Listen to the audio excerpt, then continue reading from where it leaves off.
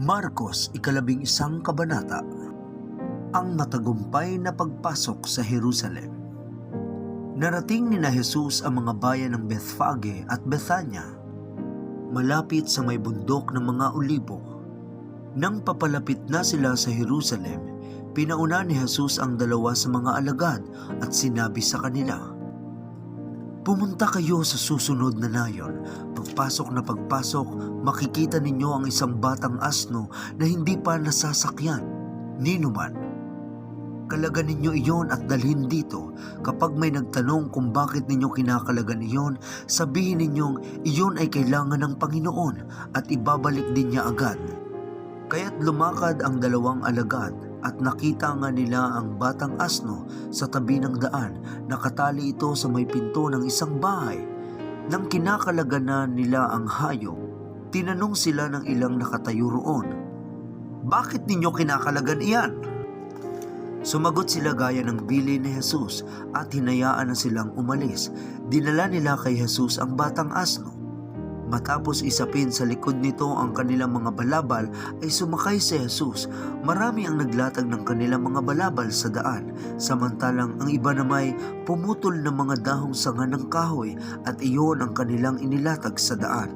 Ang mga tao sa unahan at sa hulihan ni Jesus ay sumisigaw ng ganito, "Purihin ang Diyos! Pinagpala ang dumarating sa pangalan ng Panginoon! Pagpalain ang malapit ng itatag na kaharian ng ating Amang si David! Purihin ang Panginoon sa kataas-taasan!"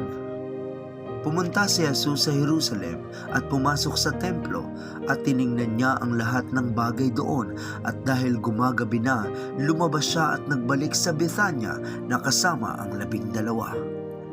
Sinumpa ang puno ng igos. Kinabukasan, nang pabalik na sila mula sa Bethania, si Jesus ay nakaramdam ng gutom. Nakita niya sa di kalayuan ang isang malagong puno ng igos. Nilapitan niya ito upang tingnan kung may bunga. Dahil hindi pa panahon ng igos noon, wala siyang nakita kundi mga dahon lamang.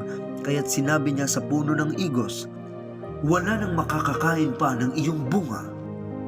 Ang sinabi niyang iyon ay narinig ng kanyang mga alagad. Pinalayas ang mga nangangalakal sa templo.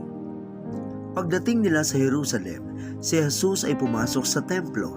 Ipinagtabuyan niya ang mga nagbebenta at namimili roon, at ipinagtataob niya ang mga mesa ng mga namamalit ng salapi at ang mga upuan ng mga nagtitinda ng kalapate. Pinagbawalan din niyang tumawid sa patio ng templo ang mga may dalang paninda, at tinuruan niya ang mga tao ng ganito, "Nasusulat, ang aking tahanan ay tatawaging bahay dalanginan ng lahat ng bansa, ngunit ginawa ninyo itong lugar ng mga magnanakaw."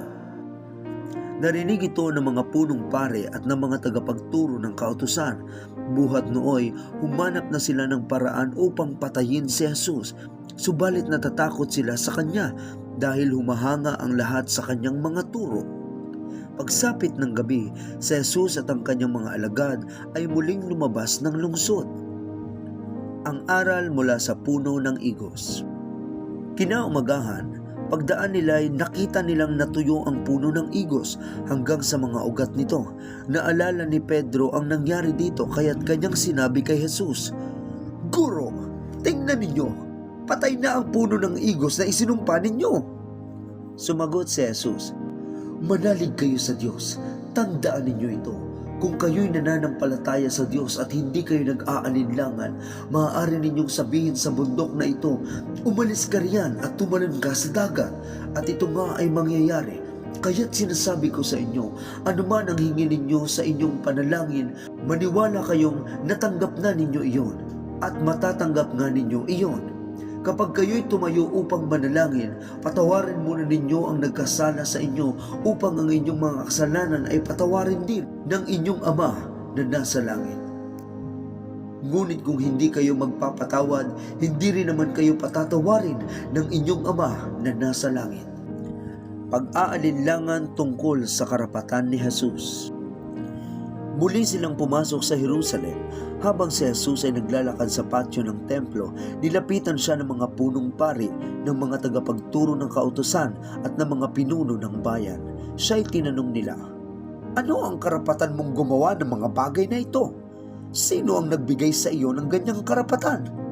Sumagot si Jesus, tatanungin ko kayo, sagutin ninyo ito at sasabihin ko sa inyo kung kanino galing ang karapatan kong gumawa ng mga bagay na ito.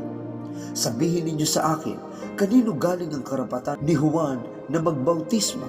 Sa Diyos ba o sa mga tao? At sila'y nag-usap-usap. Kung sasabihin natin galing sa Diyos, itatanong naman niya sa atin kung bakit hindi natin pinaniniwalaan si Juan. Ngunit kung sasabihin naman natin galing sa tao, baka kung ano naman ang gawin sa atin ng mga tao.